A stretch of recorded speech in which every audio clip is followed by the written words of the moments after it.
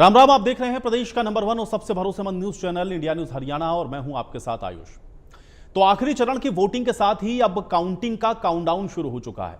4 जून को यह तस्वीर साफ हो जाएगी कि आखिर किसकी सरकार बनेगी और किसके सिर पर यह ताज सजेगा।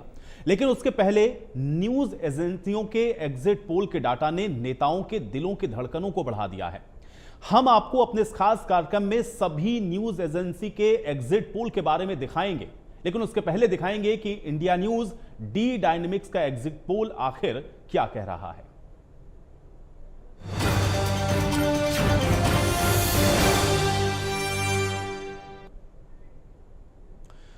तो प्रदेश की सभी 10 सीटों का सटीक विश्लेषण हम आपको आज बताने वाले हैं। इसमें हरियाणा में स्थितियां क्या हैं ये आपको हम बताते हैं। तो बड़ी खबर के साथ सबसे पहले करेंगे शुरुआत, क्योंकि प्रदेश की सभी 10 सीटों का सटीक विश्लेषण आज एक बार फिर से इंडिया न्यूज हरियाणा आपको बताएगा। इन सभी 10 सीटों पर इस बार क्या स्थिति है, कौन आगे है, कौन पीछे है, क्या नुकसान हो रहा है, ये हम आपको बताने वाले हैं। देखिए, हरियाणा में बीजेपी को 3 सीटों का नुकसान और बीजेपी को 7 सीटें मिलने का अनुमान है। यानी कि 2019 में जो 10 मिली थी उनमें 3 सीटें ऐसी हैं जो कि इस बार बीजेपी के हाथों से फिसल सकती हैं। ये सीटें हैं रोहतक, सिरसा, सोनीपत। इन सीट पर कांग्रेस भारी है। तो 7 और 3 का रेशियो अभी इंडिया न्यूज और डी डायनेमिक्स का जो एग्जिट पोल है वो ये दिखा रहा है। इसमें प्रदेश की सभी 10 सीटों को अगर आप एनालाइज करेंगे तो 3 सीटें इसमें ऐसी हैं जिसमें बीजेपी को इस बार नुकसान उठाना पड़ सकता है। इसमें हरियाणा में बीजेपी को इस बार 7 सीटें मिल सकती हैं।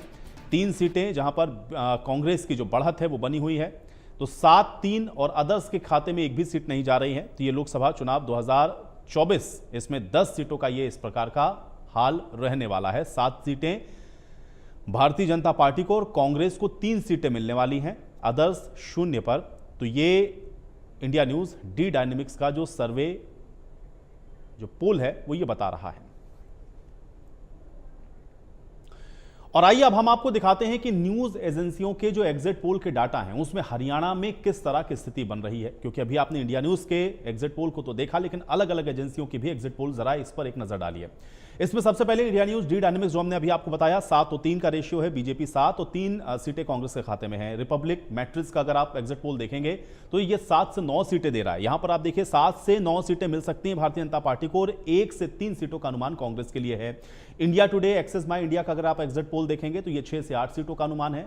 2 से 4 सीटें ये कांग्रेस के खाते में दे रहे हैं। न्यूज नेशन का अगर आप देखेंगे एग्जिट पोल तो ये 7 सीटें भारतीय जनता पार्टी को दे रहे हैं और 3 सीटें कांग्रेस पार्टी के पक्ष में जा रही हैं। जन की बात ये भी न्यूज का जो इनका जो सर्वे है ये 7 से 8 सीटें बता रहा है भारतीय जनता पार्टी को और 2 से 3 सीटें कांग्रेस के खाते में एग्जिट पोल ने जन की बात की ओर से दी गई हैं। तो ये अलग अलग एजेंसीज हैं जिनके सर्वे आप देख रहे हैं, लेकिन कमोबेश आप देखेंगे तो 7 से 8 का जो रेशियो है वो आपको दिखेगा इस बार बीजेपी के लिए, जबकि 1 से 3 के बीच में आप देख रहे हैं कि कांग्रेस को जा रही हैं जो सीटें।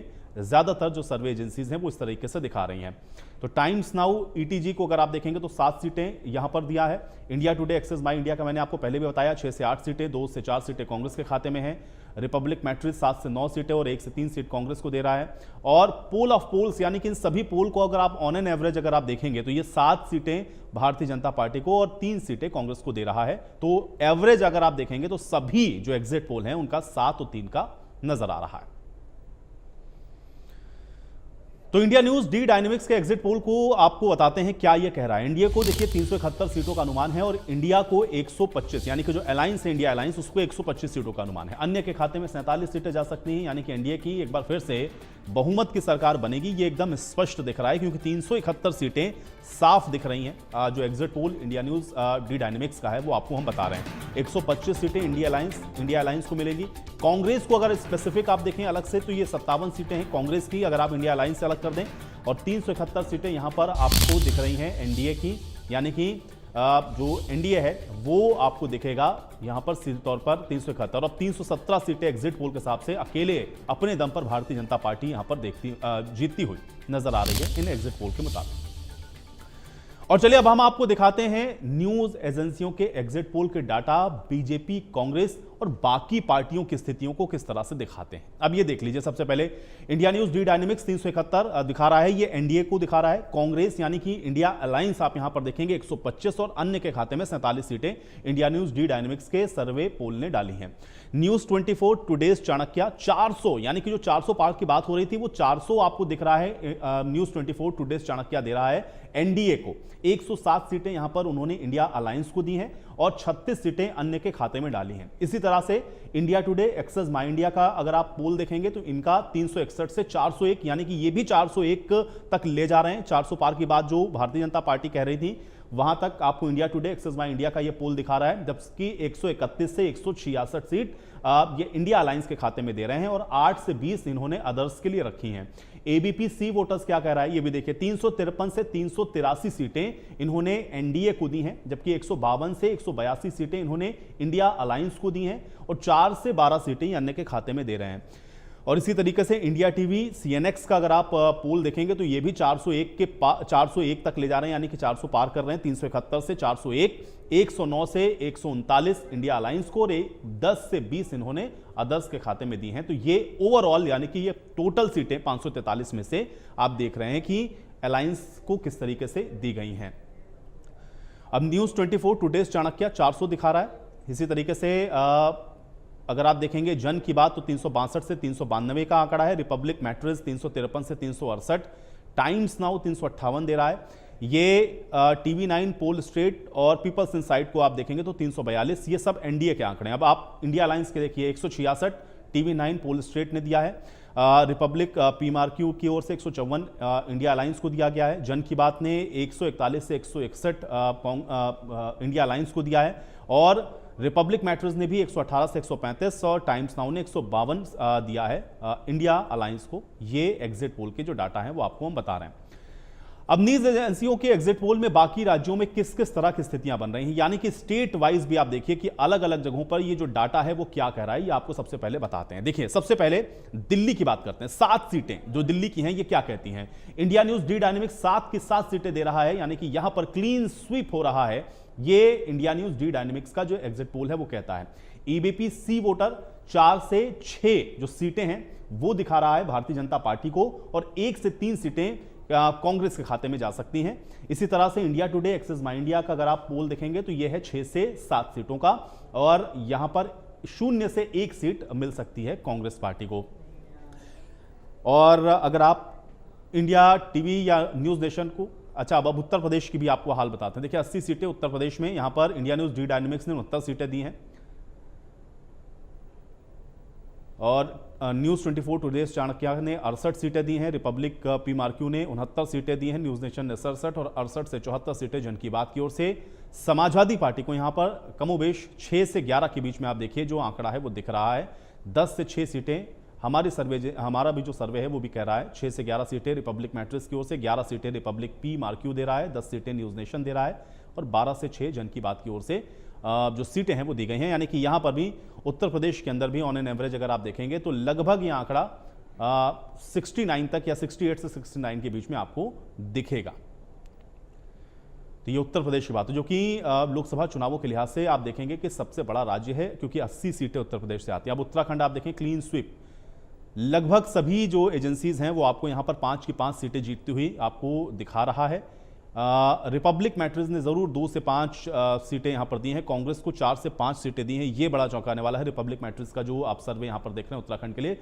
लेकिन ओवरऑल अगर आप देख रहे हैं तो भारतीय जनता पार्टी को यहां पर 5 की 5 सीटें ही आपको दिख रहा है कि स्पष्ट तौर पर जो जितनी भी सर्वे एजेंसीज हैं, चाहे इंडिया न्यूज डी डायनेमिक्स की आप बात करें या इंडिया टुडे एक्सेस माई इंडिया की आप बात करें, आप एबीपी सी वोटर की बात करें, जन की बात करें, इन सब ने 5-5 सीटें दी हैं। जबकि रिपब्लिक मैट्रिक्स 2 से 4 या तो बीजेपी जीत सकती है या फिर उधर दिखा रहे हैं 4 से 5 सीटें मिल सकती हैं। अब आइए राजस्थान, दिलचस्प है राजस्थान का आंकड़ा भी, चूंकि 25 की 25 सीटें आप देखिए 19 में जीती थी यहां पर भारतीय जनता पार्टी ने, लेकिन अगर यहां पर इस बार देखेंगे तो 4 सीटों का नुकसान।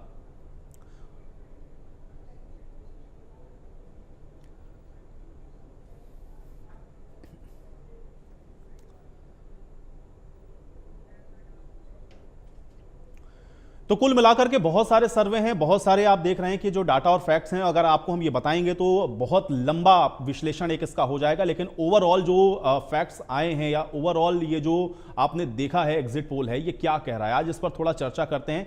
वरिष्ठ पत्रकारों के नजरिए से इसको समझने की कोशिश करते हैं कि ये किस ट्रेंड को दिखा रहा है और ये एग्जिट पोल अगर वाकई में नतीजों में तब्दील होते हैं तो तस्वीर कैसी होगी। केसी मलकानिया जी हमारे साथ जुड़ गए हैं, वरिष्ठ पत्रकार हैं। केसी मलकानिया जी आपका स्वागत है। अनुज अग्रवाल जी हमारे साथ जुड़े हुए हैं, वरिष्ठ पत्रकार हैं। अनुज अग्रवाल जी आपका भी स्वागत है। और योगेश सोनी जी हमारे साथ जुड़े हुए हैं, वरिष्ठ पत्रकार हैं। योगेश सोनी जी आपका भी स्वागत है। योगेश जी आपसे ही शुरुआत कर रहा हूं मैं, चूंकि आप लगातार आप भी देख रहे होंगे कल से जब से ये एग्जिट पोल आया है।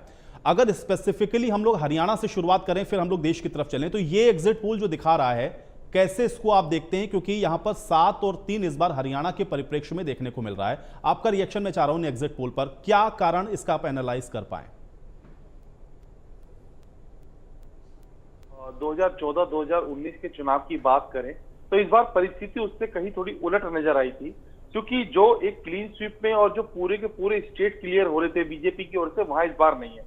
अगर हम आपने जैसे हरियाणा की बात करें, हम दिल्ली की बात करें, या कम विधानसभा सीटें जैसे यहाँ 7 है, हरियाणा में 10 है, तो यहाँ पर भी विपक्ष ने सेंध मारने का काम करा है। और मुझे ऐसा लगता है कि बीजेपी की सीटें तो कम नहीं हुई, लेकिन कुछ सीटें एक्सटेंड जरूर हो गई हैं। तो जैसा हरियाणा में हम पहले दिन से आपके चैनल पर भी, तमाम अन्य चैनलों पर भी कहते आ रहे हैं कि इस बार कम से कम 2 से 3 सीटों का जो है विपक्ष को फायदा होगा और बीजेपी के खाते से वो झोली से निकल जाएंगी। ऐसी दिल्ली में भी हम देख रहे हैं 1 सीट की क्षति हो रही है बीजेपी को। लेकिन बहरहाल कोई बात नहीं कि इसमें बहुत ज्यादा उसमें लेने की जरूरत नहीं, क्योंकि सीटें बीजेपी की ऑल ओवर बहुत ज्यादा जो है वो नुकसान में नहीं है। अगर इन्होंने यहाँ नुकसान किया है तो कहीं और फायदा भी करा है। और देखिए योगेश जी, क्या ये कारण आप मान रहे हैं कि जो भी सीटें हम लोगों ने देखा जो कि क्लीन स्वीप वाले स्टेट थे, जिसमें हम लोगों ने हरियाणा देखा 10 सीटें जीती, राजस्थान में हम लोगों ने देखा 25 सीटें जीती, मध्य प्रदेश में हम लोगों ने देखा कि 29 में से 28 सीटें जीती, उन सभी स्टेट में अगर डेंट हो भी रहा है तो कोई बड़ा मेजर डेंट नहीं है और इसलिए वो कहीं ना कहीं रिवाइव होता हुआ अदर स्टेट से दिख रहा है, इसलिए सीटें बढ़ती हुई दिख रही हैं ओवरऑल अगर हम लोग देख रहे हैं तो। जी बिल्कुल सही कहा आपने। जो क्षति है वो देखिए, मुख्य क्या होता है कि सरकार बन जाए, सरकार में भी मुख्य तौर पे जो क्षति है वो उस स्तर की नहीं होनी चाहिए जो सरकार को कहीं डगमगा दे, उसको हिला दे। लेकिन यहाँ ऐसा कुछ देखने को नहीं मिल रहा है, क्योंकि जो जितने भी सर्वे, जितने भी पोल्स पे आप लगातार चर्चा कर रहे हैं तमाम चैनल से, या मैं आपको भी, आपके चैनल को भी देख रहा हूँ, तो वो उतनी भारी क्षति नहीं है, बल्कि कुछ प्रॉफिट, कुछ फायदे होने की बात ही हो रही है। तो इसीलिए क्या होता है कि देखिए, गठबंधन के जो स्वरूप है वो बदलते हैं। तो इस बार जो गठबंधन के स्वरूप थे वो हर जगह बदले हुए थे, तो उसके आधार पे कहीं ना कहीं क्षति हो जाती है। तो कोई चिंता की बात नहीं है। और ठीक है, लोकतंत्र को इसी को कहते हैं। अगर विपक्ष आपका कहीं ना कहीं आपको हल्ला मचाने के लिए, या आपका विपक्ष आपको कहीं आपकी उपस्थिति दर्ज कराने के लिए प्रेरित करे, आपको परेशान कहो, उसको प्रेरित कहो, या कुछ भी कहो, या आपको जागरूक कहो, वो कुछ भी करता है, तो इसमें कोई क्षति की बात नहीं है। और देखिए, हरियाणा का मिजाज जो है वो स्पष्ट था कि इस बार पूर्ण बहुमत, पूर्ण सीटें तो नहीं, पहले दिन से कहीं भी महसूस हो रही थी। ग्राउंड लेवल पे हमने भी देखा था, कहीं ना कहीं वो महसूस होने वाले काम थे। लेकिन ऑल ओवर जब से ही कल से सर्वे आए हैं, तब से बीजेपी के अंदर बड़ी सकारात्मक ऊर्जा देखने को मिल रही है। और मैं ऐसा मानता हूं कि ऐसी चीजों के लिए सरकार को तैयार भी रहना चाहिए। अगर उनको एक बार दोबारा मौका मिल रहा है, और जो है आप सर्वे और पोल के आधार पर हम एक बात कह सकते हैं, भारतीय जनता पार्टी को फिर से बधाई सरकार बनाने के लिए। और अच्छा फाइट लड़ा विपक्ष भी, कोई दोहराई नहीं है कि जितनी ऊर्जा के साथ जो हम लोग फिर भी मुझे लगता है सोनी जी 4 तारीख का एक बार फिर से इंतजार कर लेते हैं। लेकिन नेताओं लोग का अभी ये फिलहाल कहना है कि भाई अब जो जनता का मैंडेट है वो तो 4 तारीख को ही स्पष्ट होगा, ये रुझान है। चलिए ठीक है, इस पर हम लोग चर्चा भी कर रहे हैं। अनुज जी, ये जो हम लोगों को पोल दिख रहा है, या जो ये जो एग्जिट पोल हम लोग बता रहे हैं, जिसमें स्पेसिफिकली अगर मैं हरियाणा से ही शुरुआत करूं, क्या एनालाइज किया आपने 2019 से 24 में ये जो तस्वीर है, या ये जो एग्जिट पोल कह रहा है, इसको आप किस नजरिए से देखते हैं? देखिए, मुझे लगता है कि जितना भाजपा ने काम किए हैं और उसके बाद विपक्ष ने लगातार, मुझे लगता है सबसे ज्यादा अगर मोबिलाइज रहा है विपक्ष, तो वो हरियाणा में रहा है। सारे किसान आंदोलन का केंद्र एक तरीके से हरियाणा बना हुआ था, और लगातार फिर पहलवानों वाला एक पूरा आंदोलन हुआ, और उसके बाद भी विपक्ष उतने डेंट नहीं लगा पाया बीजेपी की किले में जितनी अपेक्षा थी। तो इसका मतलब विपक्ष को अपनी स्ट्रेटजी नई सिरे से तय करनी पड़ेगी। भाजपा के जो पॉजिटिव पॉइंट है, प्लस पॉइंट है, वो बहुत ज्यादा है। कितनी हमने मनोहर लाल खट्टर सरकार के खिलाफ आलोचना सुनी थी कि सबसे खराब मुख्यमंत्री हैं, सबसे खराब सरकार है, लेकिन उनकी परफॉर्मेंस भी इतनी अच्छी है कि मोदी जी के साथ मिलकर वो भी 10 में 7 या 8 या हो सकता है 9 सीटें भी बीजेपी को जिता दें। तो इसका मतलब ओवरऑल जिस लेवल पे, जिस स्पिरिट से बीजेपी काम करती है और जिस विजन पर काम कर रही है, और जिसमें सनातन भी है, जिसमें राष्ट्रवाद भी है, हिंदुत्व भी है और विकास भी है, ये सारे फैक्टर के साथ बाकी फैक्टर जो भी, अब चाहे जाट आंदोलन कर लो या पहलवानों का, ये बोले क्षणिक और छोटे आंदोलन कहीं ना कहीं उतना बड़ा इम्पैक्ट नहीं डाल पा रहे। तो कॉम्प्रिहेंसिवली ओवरऑल विपक्ष को एक बीजेपी की काट के लिए मोदी के पैरेलल अगर उसको खड़ा करना है, तो अपने आप को नए सिरे से उसका आत्ममंथन करना पड़ेगा, आत्मचिंतन करना पड़ेगा, और बड़े व्यापक स्तर पर अपने अप्रोच को, सोच को, अपने कार्यक्रमों को बदलना पड़ेगा। अदरवाइज बीजेपी सरकार थोड़े मोटे डेंट, 1-2 सीटों का बढ़ना घटना कोई बहुत बड़ी बात नहीं होती। मुझे लगता है नॉर्मल प्रोसेस होता है। अगर ओवरऑल ये होता है कि हाँ विपक्ष की 6 या 7 सीटें जीत रही है, बीजेपी 2-3 पर जाती, तब मान सकते हैं। तो अनुज जी, आपका अपना खुद का अनुभव क्या कहता है? जैसे जो 7-3 दिखा रहा है, क्या 7 से ये कम आपको लगता हो सकता है, या ये प्लस ही होगा, माइनस नहीं होगा? आपका अपना खुद मुझे लग रहा है 8 या 9 सीटें बीजेपी आराम से ले जाएगी। अच्छा, ठीक है। केसी मलकानिया जी का मैं रुक कर रहा हूं। मलकानिया साहब, आप तो बड़ी पैनी निगाह रखे हुए हैं हरियाणा के ऊपर। लगातार आपके साथ मैंने बहुत सारे शोज किए, बहुत सारी चर्चा आपके साथ में ड्यूरिंग इलेक्शन भी करता रहा, और उसके पहले भी हम लोगों ने चर्चा की। लेकिन अब चूंकि ये एग्जिट पोल के जो डाटा दिख रहे हैं, क्या आप इसको लगता है कि इसी तरीके से ग्राउंड पर होता हुआ देख रहे हैं? आप इससे सहमत हैं, या आपका खुद का विश्लेषण, आकलन कुछ और कहता है? देखो, हरियाणा में 10 सीटें थी, पिछली बार भी जीती, उससे पहले भी भाजपा ने जीती, पर इस बार जो है वो समीकरण बदले हुए हैं। हालांकि विपक्ष बिखरा हुआ था, कांग्रेस में आपसी फूट थी, परंतु जिस तरह हुड्डा जी ने मैनेज किया और उन्होंने अपने आप को एक बहुत साबित कर दिया हरियाणा कांग्रेस का, और उन्होंने शैलजा गुट, किरण चौधरी और सुरजेवाला गुट को जो है उसको नीचे लगा दिया। सिर्फ शैलजा ही एक ऐसी थी जो अपने टिकट लेने में कामयाब रही, बाकी सब सीटों पे जो है वो हुड्डा के जो उम्मीदवार हैं वो टिकट लेने में सफल रहे। और हुड्डा ने उसके बाद जिसको जो चुनाव में काम किया है और कार्यकर्ताओं को साथ लेकर चलने की कोशिश की है, जो फूट थी उसको भी कम करने की कोशिश की है। लास्ट मोमेंट में कांग्रेस अध्यक्ष और जो हरियाणा के प्रभारी थे, उन्होंने साफ कह दिया कि जो लोग, जो कार्यकर्ता, नेता पार्टी के बरखिलाफ काम करेंगे, उनको आने वाले विधानसभा चुनावों में टिकटों का खमियाजा भुगतना पड़ सकता है, उनको टिकटों से हाथ धोना पड़ सकता है, और प्रेफरेंस जो है वो देखी जा सकती। एंटी इनकम्बेंसी जो था वो भी था। इसको देखते हुए केंद्रीय नेतृत्व ने मनोहर लाल जी को चुनावों के बदल दिया और सैनी जी के साथ में कमान दे दी, क्योंकि कुछ पंजाबी मुद्दे जैसे खेल मंत्री का था या खेल का था, किसानों का नोट था, कुछ ऐसे मुद्दे थे जैसे भ्रष्टाचार, कैश पकड़ा गया नौकरियों के मामले में। नहीं, लेकिन मलकानिया साहब देखिए, 10 साल अगर आप किसी भी प्रदेश के अंदर सरकार चला रहे हो, सत्ता में हो, या 10 साल अगर आप सेंटर में भी आप सत्ता के अंदर बैठे हैं, और उसके बाद भी क्लीन स्वीप, यानी कि आप तो अपने एकदम मैक्सिमम पर थे ना। नुकसान अगर होना भी है तो वो भारतीय जनता पार्टी को ही होना था, क्योंकि विपक्ष के पास खोने के लिए तो कुछ था नहीं, गेन ही वो कर सकता है। तो क्या इसको एक बड़े डेंट के तौर पर आप देखते हैं, इसको एनालाइज बीजेपी को करना चाहिए, या आप इसको मानते हैं कि इतना हो सकता है, इससे कम नहीं होगा, मतलब 7 से नीचे नहीं, प्लस माइनस कुछ हो सकता है? कैसे इसको देखते हैं? 10 साल होने के बावजूद भी 7 और 3 का ही रेशियो है। नहीं, ये ठीक है कि कांग्रेस के पास तो खोने के लिए कुछ नहीं है। अगर 1 सीट या 2 सीट जीत भी जाती है तो भी कोई बड़ी बात नहीं है, परंतु भाजपा के पास जो वो ये डेंट तो है ही है, 3 सीटें जा रही हैं, और जिसके साथ दिल्ली में भी डेंट लग रहा है, हिमाचल में भी 1 सीट दिखा रहा है, क्योंकि हिमाचल में 4 सीटें बीजेपी ने जीती थी। परंतु जब उपचुनाव हुआ था तो मंडी सीट जो थी प्रताप सिंह जीत गई थी। अब उनके बेटे चुनाव लड़ रहे हैं, उसका मुकाबला कंगना बहुत हॉट सीट है, तो वहां भी काफी चर्चा है। परंतु लगता है भाई हिमाचल में भी चारों की चारों सीटें ले जा सकती है भाजपा। हो सकता है 1-1.5 सीट का डेंट लगे, परंतु लगता नहीं है कि वहां डेंट लगे। पर हरियाणा में जो है 3 सीटें, भूपेंद्र हुड्डा के बेटे जो भूपेंद्र हुड्डा पिछली बार बहुत कम मार्जिन से, 1 लाख से कम मार्जिन से चुनाव हारे थे, तो इस बार जो है वो उसकी भरपाई हो जाएगी। वे राज्यसभा सदस्य हैं, उन्होंने इसीलिए रिस्क लिया कि इस सीट पर उनकी स्थिति मजबूत है। शैलजा जी का अपना दबदबा, उनके पिताजी भी इस सीट से सांसद रहे हैं और उस सीट पर उनका काफी प्रभुत्व है। वहीं जो सतपाल ब्रह्मचारी है, एक उसका वीडियो वायरल हो रहा है जिसमें वो कह रहे हैं कि भाजपा के किसी नेता से पूछ रहे हैं क्या हाल है इस सीट का, वो कहते हैं भाजपा ठीक चल रही, कहता भाजपा को मारो गोली, आप कांग्रेस की बात करो, कांग्रेस से बात हो गई, हमारी हुड्डा जी से बात हो गई, तो ब्रह्मचारी के पक्ष में वोट। तो ये 3 सीटें लगता है जिसमें कांग्रेस का जो है वो दबदबा है। चलिए, आपने अपना एनालिसिस दिया है, वो हम लोग भी सब लोग 4 तारीख का इंतजार करते हैं। मैं योगेश जी का एक बार फिर से रुक करता हूं। योगेश जी, ये जो 3 सीटें हम लोग जिसका अभी डिस्कशन कर रहे हैं, इसका एनालिसिस आप कैसे करते हैं? आपको क्या लग रहा है? एक तो रोहतक वाली सीट, क्योंकि पिछली बार हम लोगों ने देखा कि बहुत ज्यादा मार्जिन नहीं था, लगभग 7,500 के आसपास से वो हारे थे। उसके अलावा 2 सीटें, एक जो सिरसा है और दूसरी जो सोनीपत है, क्या कारण आपको यहां पर नजर आ रहा है कि ये एज पर या कांग्रेस की ओर जाती हुई जो दिख रही है?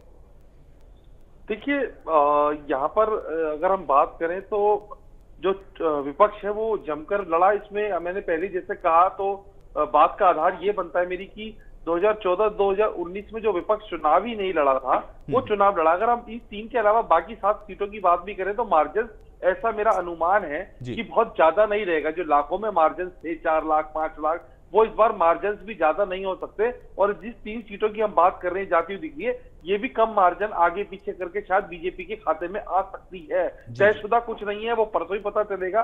लेकिन अगर इसमें हार भी होती है तो बहुत कम मार्जिन होते हैं, और कहीं ना कहीं जहां उन्होंने देखा कि किस तरीके से घेरना चाहिए मौजूदा सरकार को, किस तरीके से, तो यहाँ उन चीजों का प्रभाव पड़ा। और देखिए, मुझे लगता है कहीं ना कहीं फाइट तो किसी की ना किसी सीट पे थोड़ी चुनौतीपूर्ण होती है। तो इस बात में कोई दोहराई नहीं है। मैं जैसा बार बार कह रहा हूं कि इस बार जिस तरीके से हुई, देखिए जैसे खट्टर साहब के सामने 30 वर्षीय जिस तरीके से कांग्रेस के युवा प्रत्याशी को उतारा, उसने भी एक बार को थोड़ा सा जो है स्थिति को नाजुक करना या उसको भेदने की स्थिति करी, क्योंकि मैंने देखा कि उसकी सभा में भी बहुत भीड़ होती थी, और जो जितनी भी रैलियां उस लड़के ने करी, बहुत अच्छा, बड़ा अच्छा उन्होंने फाइट करा। तो खैर, बहरहाल ये तो देखिए, हम पर्टिकुलर एक सीट के विषय में अगर हम समझेंगे तो देखिए कहीं ना कहीं जो उसकी कमजोरी है विपक्ष की, वो पकड़ने का प्रयास करा है। और मुझे ऐसा लगता है कि जो ऑल ओवर समीकरण के आधार पर बात करें तो ये जो मार्जिन है, मुझे लगता है कोई ज्यादा इनमें डिफरेंस नहीं होगा। नहीं, लेकिन एक चीज मैं जानना चाह रहा हूं योगेश जी, ठीक है, हरियाणा से भी अगर हम लोग आगे निकले और पूरे ब्रॉडर परिप्रेक्ष्य में या बड़ी तस्वीर अगर हम लोग देखें तो बीजेपी को नुकसान नहीं हो रहा है। मतलब 10 साल अगर आप एक शासन को चला ले रहे हैं और उसके बाद भी अगर आप सीटें बढ़ा ले रहे हैं, तो इसके पीछे का क्या कारण नजर आ रहा है? क्या विपक्ष एकजुट नहीं हो पाया सही तरीके से, या उनके पास कोई चेहरा नहीं है, कोई ऐसा मैसेज वो डिलीवर नहीं कर पाया है, या कुछ चीजें ऐसी हैं जो बिल्कुल फेवर में भारतीय जनता पार्टी के हैं जिसका कोई काट नहीं विपक्ष के पास में? ये सीटें बढ़ती हुई क्यों दिख रही हैं 10 साल के बाद भी? देखिए, जिस ऊर्जा के साथ बीजेपी चुनाव लड़ती है, इस बात में कोई दोहराई नहीं। आज वो विश्व की सबसे बड़ी पार्टी बनी, और मोदी का एक चेहरा ऐसा है जिसको लोग बहुत पसंद करते हैं और बहुत प्यार भी करते हैं। देश की जनता ने उनको स्वीकार अगर तीसरी बार करने जा रहे हैं तो इनके पीछे उनकी तपस्या, त्याग और उनके कर्म है। बात रही विपक्ष की, देखिए विपक्ष का जो ये अटैकिंग पावर पे आना चाह रहे थे, जैसा ये सोच रहे थे, वैसा नहीं बना। हम छोटा सा उदाहरण दिल्ली से लेके चलते हैं। देखिए, आम आदमी पार्टी और कांग्रेस का गठबंधन लोगों ने स्वीकार नहीं करा। मेरा ऐसा मानना है कि अगर ये अलग अलग लड़ते तो शायद दिल्ली में जो गठबंधन की एक सीट आ रही है वो कहीं 2 आने की स्थिति भी बन सकती थी। या इन्होंने देखिए दिल्ली में ही लड़ रहे हैं, पंजाब में अलग अलग लड़ रहे हैं, तो लोगों को ये बताने में जो सरकार है बीजेपी, वो कामयाब हुई कि ये केवल स्वार्थ के आधार पर राजनीति कर रहे हैं, स्वार्थ का गठबंधन है। जैसे हमने 2019 में सपा बसपा का गठबंधन देखा था लोकसभा चुनाव में, जैसे ही चुनाव हुए तुरंत प्रभाव के साथ गठबंधन टूट गया अगले दिन। ऐसे तमाम गठबंधन थे जो बाद में टूट जाते हैं। तो ये बीजेपी बताने में सार्थक और जो है वो कामयाब हो पाई है कि आप जो है ये जिनको आप वोट दे रहे हैं ये केवल लोभ के चलते अलग हैं। तो उस गठबंधन को स्वीकार जो है लोगों ने नहीं करा, और मोदी को एक बार फिर से जो जनता ने प्यार दिया और मुझे लग रहा विश्वास जताया, और मुझे लगता है कि ऐसी कसौटी पर उन्हें खरा भी उतरना चाहिए अगर वो तीसरी बार सर्वे सर्वा बन के अगर देश की कमान संभालते हैं तो। अनुज जी, आपका आकलन क्या कहता है? 10 साल अगर सत्ता में रहने के बाद भी जो एक एंटी इनकम्बेंसी वाला फैक्टर होता है वो प्रो इनकम्बेंसी में अगर कहीं डेवलप होता हुआ दिख रहा हो, या सीटें इंडिविजुअल किसी पार्टी की बढ़ रही हो गठबंधन के अलावा, क्योंकि अलायंस तो बढ़ ही रहा है, इंडिविजुअल भारतीय जनता पार्टी भी खुद अपने 19 के प्रदर्शन से भी बेहतर प्रदर्शन में इन एग्जिट पोल के हिसाब से दिख रही, तो इसका क्या कारण आपको नजर आता है पूरे देश के परिप्रेक्ष्य में अगर समझें तो? देखिए, सबसे इंपॉर्टेंट चीज होती है डिलीवरी परफॉर्मेंस। अगर कोई भी पॉलिटिकल पार्टी का लीडर अगर डिलीवर करता है अपनी बातों को, जनता तक पहुंचाता है, सर्विसेज को जो कमिटमेंट करता है उनको पूरा करता है, तो निश्चित रूप से जनता में उसकी बड़ी प्रभावी छवि बनती है। अब आप ओवरऑल देखिए दिल्ली के सराउंडिंग का सिनेरियो, राजस्थान में अभी हाल ही में कांग्रेस की सरकार थी, अभी बीजेपी की सरकार थी कुछ महीने पहले, हरियाणा में बीजेपी अल्पमत के साथ में अलायंस में, दिल्ली में आप देखिए तो आम आदमी पार्टी की सरकार है, बीजेपी की नहीं है सरकार। पंजाब में आम आदमी पार्टी की सरकार है, हिमाचल प्रदेश में देखिए कांग्रेस पार्टी सरकार है, और इन सब जगह पर बीजेपी 80% 90% पंजाब के अलावा हर जगह पर परफॉर्म कर रही है। तो ये अपने आप में देखता है कि लोगों को नेशनल लेवल पर मोदी का चेहरा जो है वो बहुत सूट करता है, बहुत एक्सेप्टेबल है, और वो कॉन्फिडेंट है कि अगर मोदी है तो मुमकिन है जो नारा मोदी जी देते हैं वो उनको बिल्कुल कन्विंसिंग उनको लगता है। तो वो बात ये कि मोदी जी ने चाहे स्टेट लेवल पर उनकी मुख्यमंत्री की परफॉर्मेंस कम या ज्यादा रही हो, लेकिन नेशनल लेवल पर उन्होंने देश को बहुत आगे लेके गए हैं, देश में इंफ्रास्ट्रक्चर का डेवलपमेंट हुआ है। सबसे बड़ी बात है जो पब्लिक सर्विसेज की, पब्लिक वेलफेयर की स्कीमें थी, उनकी डिलीवरी बहुत इफेक्टिव हुई है, चाहे मकान की स्कीम हो रही हो उनकी, चाहे गैस की रही हो, चाहे किसानों को सम्मान निधि रही हो, या किसी भी तरीके के इंफ्रास्ट्रक्चर डेवलपमेंट का काम रहा, तो पब्लिक ने उसको पसंद किया। दूसरी चीज है कि उन्होंने बहुसंख्यकवाद को जो एक हाशिए पे था, अभी तक कांग्रेस की विपक्षी राजनीति जितनी भी रही है वो अल्पसंख्यकवाद की, अब हिंदुओं से एससी को ले लिया, एसटी को ले लिया, किसी एक जाति को ले लिया और कॉम्बिनेशन बना के रूल करने की उन्होंने पहली बार हिंदू जो आत्मसम्मान है उनको उसको जागृत किया, हिंदुओं को मुख्य धारा में लाए। आजादी के बाद पहली बार हुआ कि जिस देश का विभाजन ही सांप्रदायिक आधार पर हुआ उसमें हिंदू जो था वो हाशिए पर था और देश में अल्पसंख्यकवाद हावी था। तो उसके जो हिंदुओं के सोए स्वाभिमान को जगाया, तो हिंदुओं को ये लगता है कि कहीं धोखे से फिर से ना विपक्ष की सरकार ना आ जाए और फिर से हम लोग हाशिए पर न चल जाए। तो वो जो डर है वो बार बार पैदा किया जाता है। तो अनुज जी, कुछ स्टेट ऐसे हैं क्या जो आपको लग रहा है थोड़े से उनके कुछ आंकड़े आपको चौंका रहे हैं, जिसमें मैं आज यहाँ पर जिक्र करता हूं जैसे वेस्ट बंगाल का या उड़ीसा का, क्या आपको लग रहा है कि यहाँ के जो आंकड़े हैं वो कुछ आपको चौंकाने वाले दिखते हैं, या वहां पर आपको पहले से आपको लग रहा था कि इस बार कुछ होगा? और जो बात प्रधानमंत्री नरेंद्र मोदी अपने तमाम चुनावी कैंपेन में कहते रहे, आखिरी जनसभा भी जब उन्होंने की तो उन्होंने वेस्ट बंगाल का जब जिक्र किया तो उन्होंने कहा देखिए सबसे बेस्ट परफॉर्मिंग स्टेट हमारा अगर कोई होगा तो वो वेस्ट बंगाल होगा।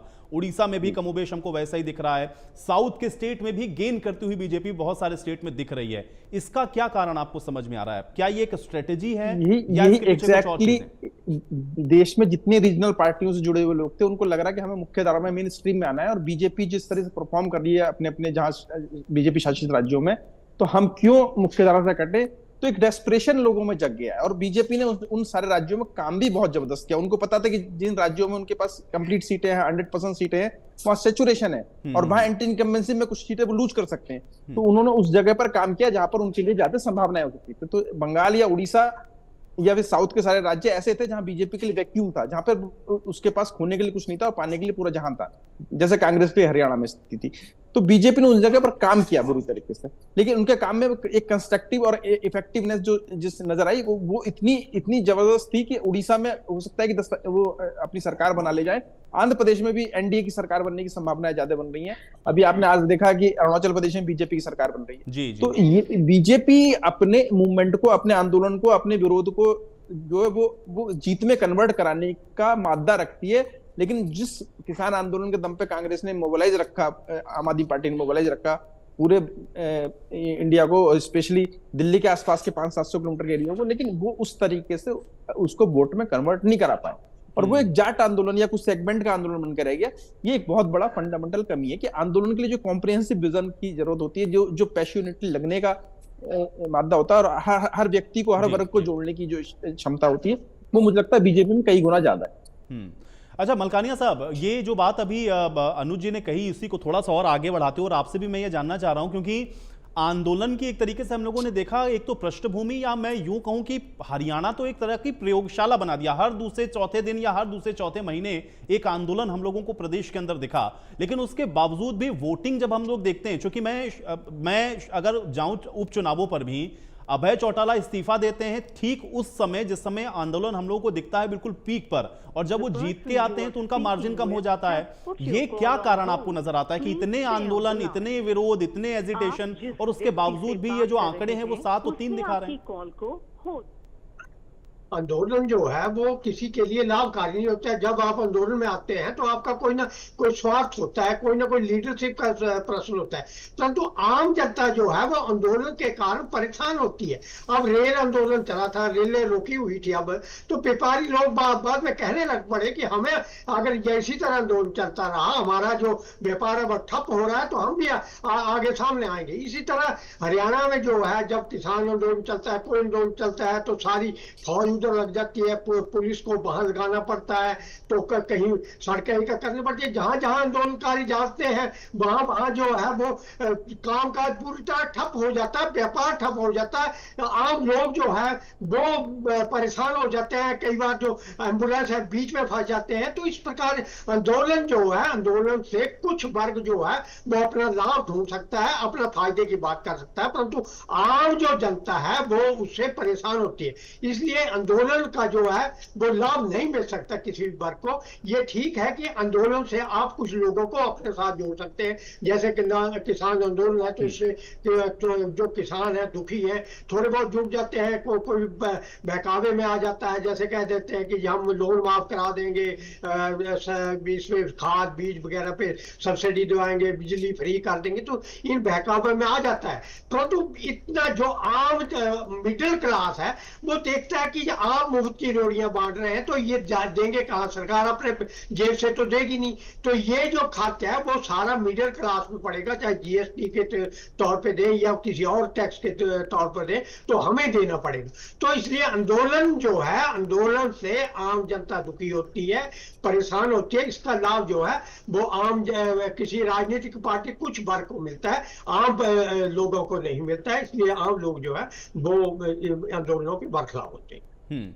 लेकिन एक चीज और केलसी मलकानिया जी, ये तो 3 सीटें हैं, रोहतक, सिरसा और सोनीपत, यहां पर आप मतलब एक पार्टी की जीत के तौर पर, बढ़त के तौर पर आप इसको देखते हैं, या इंडिविजुअल कैंडिडेट, या लोकल फैक्टर वहां के, या आपसी गुटबाजी, या एक प्रत्याशी का दूसरे प्रत्याशी जिसका टिकट कटा उसका सपोर्ट ना करना, उसको कहीं वहां पर एक तरीके से नुकसान पहुंचाना, क्या कारण नजर आ रहा है? ये जो 3 सीटें जहां पर एक तरीके से बढ़त कांग्रेस को बनती हुई दिख रही है, और दूसरा यह है कि बाकी की बची हुई जो 7 सीटें हैं, जिस पर अभी सोनी जी ने भी कहा कि मार्जिन कम होगा, जो 1-2 लाख के मार्जिन दिखते थे वो मार्जिन कम होंगे, सीटें भले ही जीत जाएं, क्या आप इस बात से सहमत हैं?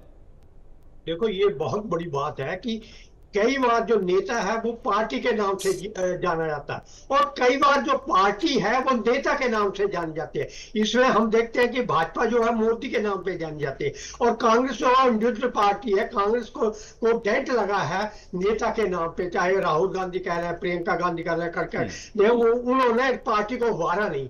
तो ये जो सिरसा सीट है वो शैलजा के का अपना नाम है, वो कांग्रेस की प्रधान रही है, केंद्र में मंत्री रहे, उनके पिताजी मंत्री रहे हैं। जो रोहतक सीट है वो हुड्डा जी की पैतृक सीट मानी जा सकती है, हुड्डा जी मुख्यमंत्री रहे हैं, दीपेंद्र हुड्डा जी भी सांसद रहे हैं, राज्यसभा के सदस्य हैं। तो ये नेताओं के नाम पे जा रही। जो ब्रह्मचारी की सीट है वहां भी हुड्डा की सपोर्ट है, और उसका आंसर मिल रहा है। यहाँ जो 3 सीटें हैं इनमें से कम 2 सीटों पर जो व्यक्तिगत प्रभाव है उसका ज्यादा असर नजर आ रहा है। बाकी सीटों पर भी कांटे की टक्कर है। जैसे हम करनाल सीट की बात करें तो दीपांशु जो है जब पंचकुला में आए थे तो मनोहर लाल जी के गाड़ी को रोका, आगे काफिले में बढ़ गए थे और खट्टर से सवाल पूछ रहे थे, तो इसके कारण उन पर केस भी चला। और किरण चौधरी ने जब टिकटें बांटी तो भगौड़े के तौर पर कहा कि भगौड़ों को टिकट दी गई, तो उसके लिए किसका उनका नाम लिया गया। तो वो उन्होंने बाद में चुनाव में जमात लेने की पड़ी, परंतु उन्होंने करनाल में मनोहर लाल जी को टक्कर दी है। तो इसी प्रकार कई जगह व्यक्तित्व काम करता है, कई जगह पार्टी का नाम काम करता है, परंतु पार्टी का नाम और व्यक्तित्व जब 2 मिल जाए तो आपकी जीत निश्चित होती है। बिल्कुल। अच्छा योगेश जी, एक चीज़ जो हम लोग बड़ा सुनते आए हैं, या जिस पर हम लोगों ने कई बार चर्चा इसके पहले भी बहुत सारे एनालिस्ट के साथ की है, भाई हर बार हम लोग ये सुनते हैं कि भाई अगर एक मजबूत या एक स्वस्थ लोकतंत्र आपको चाहिए तो विपक्ष का एक स्ट्रांग रोल में होना बड़ा ज़रूरी है। लेकिन इस तरह की स्थितियां अगर बनती रहें बार बार, और 10 साल के बाद भी हमको ये दिख रहा हो कि एक पार्टी जो कि लगातार गेन की पोजीशन में है और विपक्ष सही तरीके से स्टैंड भी नहीं कर पा रहा है, इंडिविजुअल अपने अपने परफॉर्मेंस को भी सही नहीं कर पा रहा है या बेहतर नहीं कर पा रहा है। इसको आप कैसे देखते हैं, फिर इसको कैसे एनालिसिस आप इसका करते हैं और क्या इसका देख रहे हैं आउटकम होगा अगर इसी तरह से ये सीटों में तब्दील होता रहा तो? योगेश जी। देखिए, सत्ता हर किसी को पसंद है, हर किसी को अच्छी लगती है, लेकिन हर किसी पे जचती नहीं, इसीलिए हर किसी को वो मिलती भी नहीं है। मेरा कहने का अर्थ ये हुआ है कि विपक्ष अगर अपना लोभ ना दर्शाए, जो पूरा गठबंधन बना है वो उन कट्टर प्रतिद्वंदियों का गठबंधन बना है जो हमेशा एक दूसरे की बुराई और ईर्ष्या करते हुए आ रहे थे। इसमें छौंका जो लगाया वो लगाया अरविंद केजरीवाल ने, और मुझे ऐसा लगता है कि जब जैसे ही वो मंच पर दिखे तो जो एक ईमानदारी की छवि वाली जो पार्टी जिसको हर कसम धर्म के बाद भी टूटी, लोगों ने माफ करा, फिर सरकार बनाई, फिर उसके बावजूद इस तरीके के गठबंधन हुए, तो मैं ऑल ओवर उसकी बात कह रहा हूं। तो जितना गठबंधन था वो स्वार्थ पर नजर आ रहा था और कोई भी अपनी आक्रामक शैली के साथ चुनाव नहीं लड़ रहा था।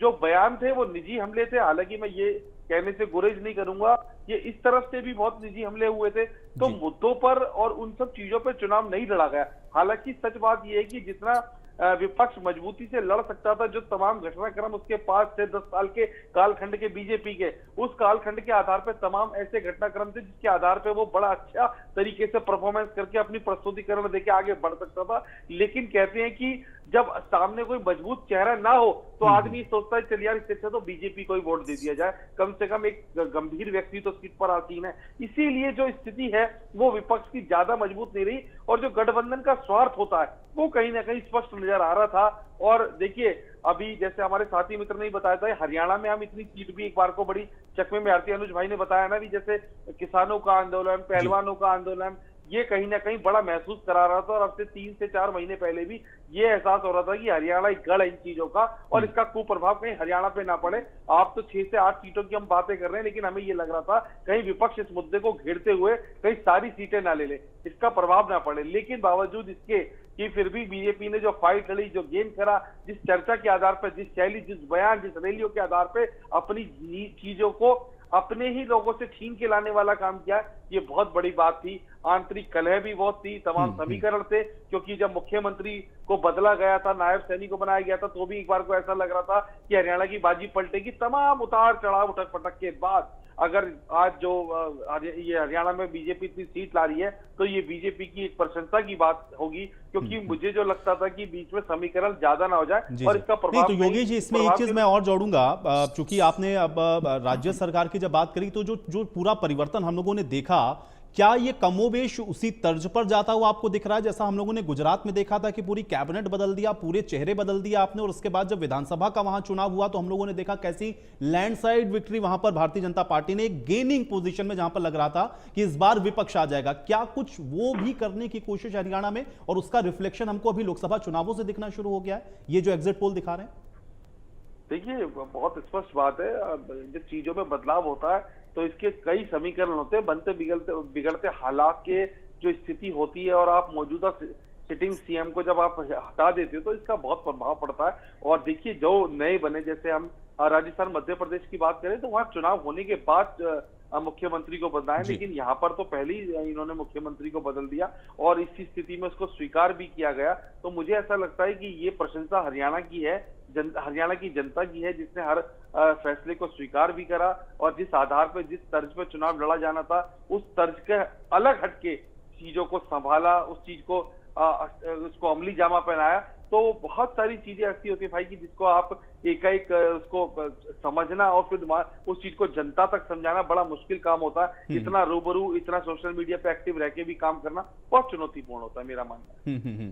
बिल्कुल। अनुज जी, क्या हम लोग ये मान के चलें, ये एग्जिट पोल, हालांकि मैं बार बार कह रहा हूं कि नतीजों का इंतजार हम सबको है, लेकिन फिर भी एग्जिट पोल, क्योंकि ओवरऑल ये दिखा रहा है कि 350 360 के आसपास रहेगा एनडीए का, एंटी इनकम्बेंसी को किस तरीके से डाइल्यूट करना है, क्या इसमें आपको लगता है कि बीजेपी को महारत मिल गई है या उसके पास कोई ऐसी चीज उसके हाथ में लग गई जिससे उसको ये पता है कि इस चीज को डाइल्यूट कैसे करना है, और शायद इसलिए जब चुनाव आता है तो फिर वो आंकड़ों में या फिर सीटों में इस तरीके से हम लोगों को दिखना शुरू हो जाता है? उसके पहले लगता है कि माहौल थोड़ा सा विपरीत है या कुछ अगेंस्ट हो रहा है।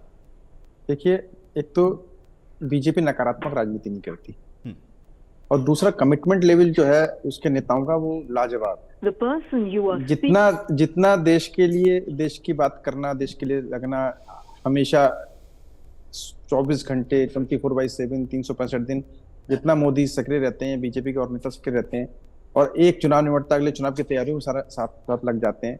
और एक व्यक्ति, एक पार्टी का नेता जब उसे अवकाश मिलता है तो विदेश घूमने चला जाता है, और ये मोदी जी अध्यात्म में या ध्यान में चले जाते हैं। तो ये एक मैसेज बड़ा एक पॉजिटिवली जनता में जाता है, डिलीवर करते हैं। तो जनता एसेस करती है, दोनों पक्ष का देखती है। अगर कांग्रेस ने की जो निगेटिव पॉलिटिक्स उसमें कितनी सच्चाई है, और बीजेपी जो कर रही है उसमें कितनी सच है, कितना झूठ है। तो डिलीवरी के लेवल पे बीजेपी ने उस निगेटिविटी को काटा है। और हर कांग्रेस के नकारात्मक जितना प्रचार था, नकारात्मक जितने आंदोलन थे, उनके पैरेलल बीजेपी ने उससे अच्छे काम करके, परफॉर्मेंस करके दिखाई। चाहे खेलों के मामले में हरियाणा में एक बहुत सेंसिटिव मैटर है, तो खेलों के मामले में इतने ज्यादा पिछले 5 सालों में भारत को अवार्ड मिले, उसमें हरियाणा का बड़ा कंट्रीब्यूशन रहा, जो पिछले शायद 50 सालों में नहीं मिले। तो वो चीज को इनहेंस किया है। पहलवानों का मुद्दा कितना भी रहा हो, लेकिन और बहुत सारे पहलवान अंततः बीजेपी के साथ आके खड़े हो गए, तो वो उसकी हवा निकाली। फिर इस किसान आंदोलन को उन्होंने सिर्फ जाट आंदोलन बना के रख दिया, और किसानों को इतनी सुविधाएं दी, बीजेपी ने इतनी सुविधाएं दी कि किसानों को ऐसा नहीं महसूस हुआ कि हाँ सच में बीजेपी ने बिल्कुल उनको एक्सप्लॉइट कर लिया है, उनका पूरी तरह शोषण हुआ है। दूसरी चीज, नकारात्मक और लगातार आंदोलन, जैसे हमारे मित्र कहा भी था कि लोग परेशान हो गए आंदोलनों से। आप दिन भर सड़क रोक के बैठ जाओगे, ट्रेनें रोक के बैठ जाओगे, पूरा देश, पूरा प्रदेश हेल्ड हो जाता है। लोगों की काम रुक जाते हैं, आमदनियां रुक जाती हैं, बीमार आदमी को अस्पताल नहीं पहुंचा पाते। तो उससे उनके पॉजिटिव जाने की जगह उनके सारे वो मूवमेंट उनके लिए उल्टे पड़ गए। तो जो 2-3 सीटें निकल भी सकती हैं अगर कांग्रेस की, तो नेताओं के व्यक्तिगत प्रभाव है। शैलजा का अपना प्रभाव हो सकता है, या हुड्डा जी का अपना प्रभाव हो सकता है, लेकिन उसमें कांग्रेस हाईकमान का कोई बहुत बड़ा रोल हो ऐसा नहीं लगता। लेकिन हरियाणा में जहां बीजेपी लड़ती है, वहां उनके साथ में हर जगह पर मोदी जी एक खड़े हुए। लोग किसी को भी, किसी कैंडिडेट को वोट नहीं दे रहे थे, वो मोदी जी को वोट दे रहे थे। आप किसी पोलिंग स्टेशन पर चले जाओ, शायद बहुत सारे लोगों को ये भी नहीं पता था कि उनके लिए किस एमपी के बीजेपी का कैंडिडेट है, उसका नाम क्या है। तो ये परसेप्शन बना लेना, ये अपने आप में बीजेपी की बहुत बड़ी जीत थी, और ये अथक परिश्रम था मोदी जी का, और वो सब दिख रहा है। और ये भी एक संदेश देता है। परसेप्शन की बात करी तो फिर मैं एक सवाल इसमें और जोड़ देता हूं। ये जो 400 पार वाला जो नारा शुरू हुआ, जिसका एक तरीके से आपको लगता है कि कुछ साइकोलॉजिकल भी इफेक्ट हो गया कि भाई नहीं 400 पार नहीं आएगा, डिस्कशन इस बात पर होने लगा, ये डिस्कशन नहीं हो रहा कि 272 हम ला पा रहे हैं कि नहीं ला पा रहे हैं, या हमारी स्थिति क्या है, हम कितना लाएंगे। क्या ये परसेप्शन बना दिया बीजेपी ने, इसलिए उसमें उलझ गया विपक्ष? आप ये बताइए कि कांग्रेस क्यों नहीं कह सकती थी हम 400 पार लेंगे? बीजेपी के कहने पे ही क्यों लोगों ने भरोसा किया? क्योंकि बीजेपी के कामों से वो दम दिखा लोगों में, इसलिए लोगों को उस पर ट्रस्ट हुआ। विपक्ष तक को लग रहा था हाँ शायद 350 400 नहीं आएंगे, 350 आएंगे, 450 आएंगे, डिस्कशन ये हो रहा था। तो और सारे सर्वे बता रहे हैं 350 400 के बीच में कहीं ना कहीं बीजेपी और एनडीए एग्जिस्ट करने जा रहा है। तो ये परफॉर्मेंस बोलती है। आपको पता होता है कि आपने कितनी मेहनत किया, एग्जाम देने जाते हो तो आपको लगभग आइडिया रहता है कि इतने % मार्क्स आपके आएंगे। तो बीजेपी को अपने कामों पर भरोसा था, उन्होंने लगातार काम किए हैं। वो पिछले 6 महीने आप देखिए कितनी घोषणाएं हुई, कितने उद्घाटन हुए, कितनी तेजी से चीजों को, जितने प्रोजेक्ट लंबित थे सारे के सारे पब्लिक के सामने उनको उद्घाटन किया गया। तो जनता को वो जीतता है। नहीं तो अदरवाइज जब भी इलेक्शन हो रहे होते हैं उससे 6 महीने पहले नकारात्मकता सी घुस जाती है, बहुत सारे घोटाले सामने आने लगते हैं, एक सारे काम ठप से हो जाते हैं। लेकिन लगातार परफॉर्मेंस चलती रही, लगातार काम होते रहे, लगातार पब्लिक को चीजें डिलीवर होती रही, और ऐसा लगा ही नहीं किसी दिन भी सरकार है नहीं तो जब भी इलेक्शन होते हैं उस समय कुछ महीनों लगता है सरकार का अस्तित्व ही नहीं है, अराजकता सी चल रही है। यहाँ 100 दिन का एजेंडे में सारी ब्यूरोक्रेसी लगी हुई थी। मैं खुद 2 मिनिस्ट्री के प्रेजेंटेशन में गया हूँ कि भाई ये ऐसे इस पे आप एडवाइस दीजिए, मतलब हर ब्यूरोक्रेट काम कर रहा था। नहीं तो इन 3-4 महीनों में ब्यूरोक्रेसी काम ही नहीं करती है। नहीं बिल्कुल तो सही अनुज जी आप कह रहे हो, और अभी भी 100 दिन का एजेंडा मान करके चल रहे हैं। 100 दिन का अभी हालांकि इंतजार है परिणामों का, लेकिन एजेंडा 100 दिन का क्या रहेगा ये पहले ही तैयार हो चुका है। केसी मलकानिया जी, अगर मैं हरियाणा के परिप्रेक्ष्य में भी आपसे ये जानना चाहूं तो जो माहौल चल रहा था, चूंकि हम लोगों ने देखा इलेक्शन के जो डेट अनाउंस होनी थी उसके पहले प्रदेश में जो माहौल चल रहा था, जिस तरह की चीजें, जिस तरह की पॉलिटिक्स, जिस तरह के नेताओं के स्टेटमेंट, उसके बाद भी अगर 7 और 3 पर आप आ जा रहे हैं, तो क्या आप ये मानते हैं कि बीजेपी इस मामले में तो कम से कम बड़ी एक्सपर्ट हो गई है कि चीजों को डैमेज कंट्रोल कैसे करना है या एंटी इनकम्बेंसी को डाइल्यूट कैसे करना है? क्या आप इस बात से इत्तेफाक रखते हैं मलकानिया जी? बिल्कुल सही है।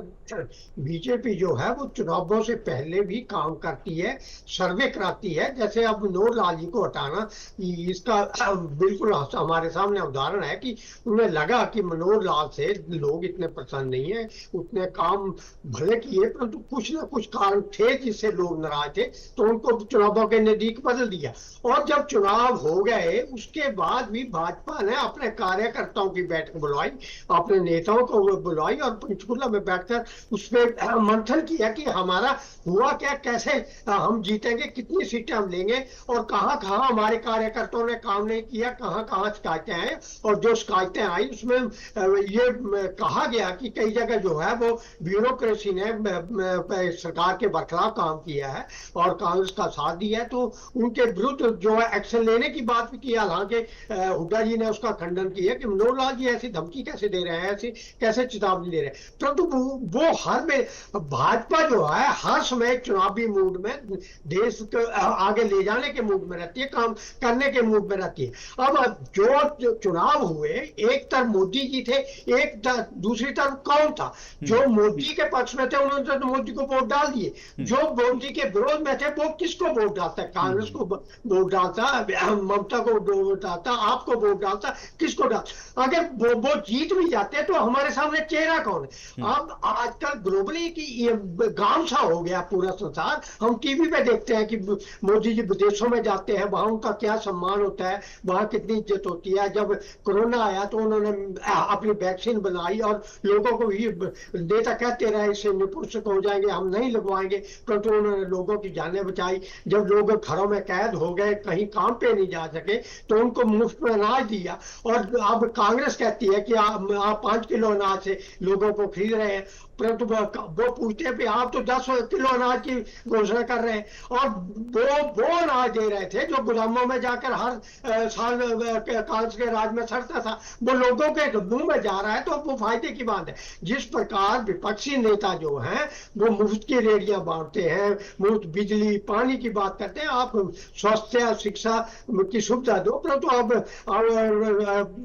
मुफ्त में बिजली पानी दे रहे हैं। नहीं मलकानिया जी, आपने मुफ्त की बात की तो इस पर तो मुझे ये ध्यान आ गया भाई, कांग्रेस ने तो ये कहा कि हम हर महिलाओं को 1 लाख रुपए देंगे, 8,500 रुपए उन्होंने युवाओं को देने की बात की, लेकिन उस पर भी भरोसा जनता नहीं कर रही, क्योंकि अगर वो कर रही होती तो कम से कम एग्जिट पोल में भी वो दिखता कि चलिए ठीक है हरियाणा में बेहतर प्रदर्शन हो रहा है। लेकिन भरोसा ना करना जब आप इतने बड़े अमाउंट की बात कर रहे हैं, उसके बावजूद भी बीजेपी की सीटें दिख रही हैं।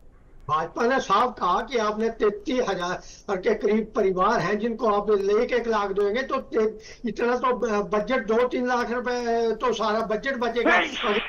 इतना हमारा बजट नहीं है तो आप देंगे कहां से? आप देश को कैसे चलाएंगे? तो ये लोगों को हर व्यक्ति जो समझता है, रोज टीवी देखता है, लोगों को पता लगता है, ये वैसे भी सुनते हैं कि किस प्रकार चलते हैं, तो लोगों की समझ में आ रहा है कि मुफ्त की रेडियां जो है नहीं चल सकती। ये जो भार है वो आम जनता पर पड़ेगा। और अब हिमाचल में नहीं दे पाए, पंजाब में भी अब कहते हैं इलेक्शनों के बाद देने की बात करते हैं, तो जहां जहां घोषणा हुई है, हिमाचल में गोबर खरीदने की बात है, लोग कहते हैं लो जी हमने तो ढेर लगा रखा है, हमारा गोबर कब खरीदा जाएगा, हमें कब जो है महिलाओं को पैसे मिलेंगे, तो वो कहते हैं हम पैसे लेंगे, हमने बटुए सुनवा लिए, ये कर लिए। ऐसे रोज नए नए नाटक आते हैं, नए नए वीडियो डालते हैं कि ये हमने इतने बटुए रखे हैं परंतु इनमें पैसा नहीं आया, हमने बटुओं पे खर्च कर दिया। तो इस प्रकार जब आपका नेगेटिव प्रचार चलता है तो उसका असर पड़ता है। और आपको मुफ्त की रेडियां बांटने के बजाय मुफ्त से लोग जो अपाहिज हो सकते जाते हैं। जैसे आप किसानों का कर्जा माफ करने की बात करते हैं और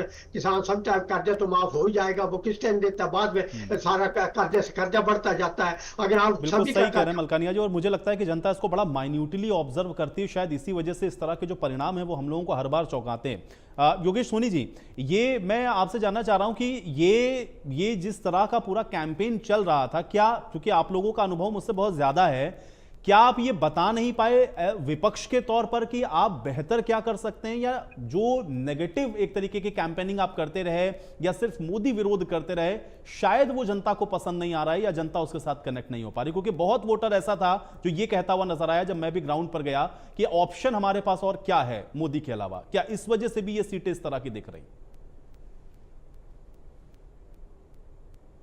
सोनी जी आप शायद म्यूट हो गए, एक बार अनम्यूट कर लें। हाँ, मैं आपको ये बताना चाह रहा था, आपके प्रश्न का उत्तर छुपा हुआ है कि अगर आपने देखा कि जब आपके पास और बेहतर विकल्प ना हो तो आप क्या करेंगे? तो आप क्या करेंगे? जो मौजूदा स्थिति है उसको चलाएंगे और वो बात करेंगे। और ऐसा नहीं है कि देखिए, तमाम ऐसी समीकरण, तमाम ऐसे घटनाक्रम रहे हैं जिससे बीजेपी को लोगों ने अंत तक भी बहुत पसंद करा। मैंने जैसे ही कहा कि जिस ऊर्जा के साथ चुनाव लड़ना चाहिए, जिन मुद्दों पे केंद्र सरकार को, विपक्ष को घेरना चाहिए, वो बिल्कुल भी नहीं घेर पाए। और मुझे लगता है कि जो एनर्जेटिक तरीके से, जिस ऊर्जा के साथ, जिस एक रौले के साथ मोदी अपनी प्रस्तुति देते हैं, लोग उनको सुनते हैं, समझते हैं, उनको देखने के लिए, उनकी एक एक बात को सुनने के लिए लोग उनके दीवाने रहते हैं। ऐसे समीकरण विपक्ष के एक भी नेता में नजर नहीं आए। दूसरी बात आपने कही कि देखिए, जो केवल बुराई करके मोदी की या निजी हमला करके या कुछ भी कह के, देखिए उससे काम नहीं चलेगा। जनता जागरूक है और मुझे लगता है जब जनता जागरूक होती है तो बहुत सारी चीजों को देखती है, ऑब्जर्व करती है। आज सोशल मीडिया के दौर पर यदि कोई भी घटनाक्रम होता है तो उसके तथ्य को समझने के लिए गूगल करके उसकी सही जांच करने के लिए 2 मिनट में पता लगा जा सकता है। कुछ लोग जो है सोशल मीडिया पे गलत कैंपेन भी चला सकते हैं, ये जो पार्टी के कुछ जिनके सोशल मीडिया के लोग होते हैं, लेकिन उस चीज का खंडन करते हुए लोगों ने आज इतना समझदार, इतना एक्टिव हो गए कि हर बात का उत्तर देने को तैयार रहते हैं। तो देखिए, विपक्ष ने एका करा, सारी बात करी, लेकिन मुझे ऐसा लगता है जनता ने उस रूप में स्वीकार नहीं करा जिस रूप में ये अपने आप को चाह रहे थे। तो बड़ी अच्छी बात है कि जनता इतनी समझदार है और जिस एनर्जेटिक तरीके से उन्होंने चीजों को निभाया और जो मतदान जो इतनी गर्मी के अंदर लोगों ने घर के करके निकला, हालांकि जो प्रतिशत है वो कहीं ना कहीं कम भी रही है, लेकिन ऑल ओवर देखे तो लास्ट में सारी राज्यों के हिसाब से देखे तो बराबर लगभग 1-2% आगे पीछे से काम चल गया। लेकिन उसके बावजूद लोगों ने आके मत दिया, अपने मत का प्रयोग करा, पार्टी को चुना, ये भी बड़ी अच्छी बात रही। और देखिए, ये तो हार जीत चलती रहती है। अगर मोदी को अगर लोग स्वीकार कर रहे हैं, पसंद करते हैं, तो तभी उनको मौका दे रहे हैं। इसमें आप और हम सिर्फ कयास पर और अपने कुछ अनुभव पे अपनी बातों को साझा करके कुछ लोगों को समझा सकते हैं, लेकिन यहां देखना होगा विपक्ष अपने किरदार को कितने महत्वपूर्ण तरीके से निभाता है। वो जो ऊर्जा, जैसा कि मैं बार बार कह रहा हूं, वो करंट वो नजर नहीं आता, क्योंकि केवल आप मेरे पे निजी हमला करके ही मुझे नीचा दिखाना चाहे, अलग बात है। आपने क्या करा आप ये भी बताएं, या आपने इतने समय सरकार में रहे। वो जो योगेश जी, इसमें एक बात मैं और जोड़ूंगा कि विपक्ष को कम से कम इन वरिष्ठ पत्रकारों से यह भी सीखना चाहिए कि भाई, आपको जो बात बताई जा रही है आईना दिखाने के लिए है, जबकि उसको किसी एक पार्टी विशेष के साथ जोड़ करके पत्रकारों पर भी हमला करते हैं कि भाई आप लोग एक पार्टी की बात करते हैं, जबकि असल जो हकीकत है उसको समझने की शायद मुझे लगता है कोशिश नहीं कर रहा है विपक्ष। और शायद यही वजह है कि ये एग्जिट पोल इस तरह के दिखा रहे हैं। बहरहाल इंतजार आप सबको नतीजों का है, देखते हैं नतीजे के दिन क्या होता है। आप तीनों लोगों का बहुत शुक्रिया, आप लोगों ने अपना कीमती वक्त निकाला, हमारे साथ इस चर्चा में शामिल हुए। तो आप देख रहे हैं कि किस तरीके से ये जो तमाम एग्जिट पोल हैं वो ये दिखा रहे हैं कि एक बार फिर से स्पष्ट बहुमत के साथ जो एनडीए है वो सरकार बनाने वाला है। लेकिन ये चूंकि एग्जिट पोल है, इसलिए इंतजार अभी नतीजों का है और देखते हैं 4 तारीख को ये कितने सटीक साबित होते हैं। इस खास पेशकश में मेरे साथ फिलहाल इतना ही।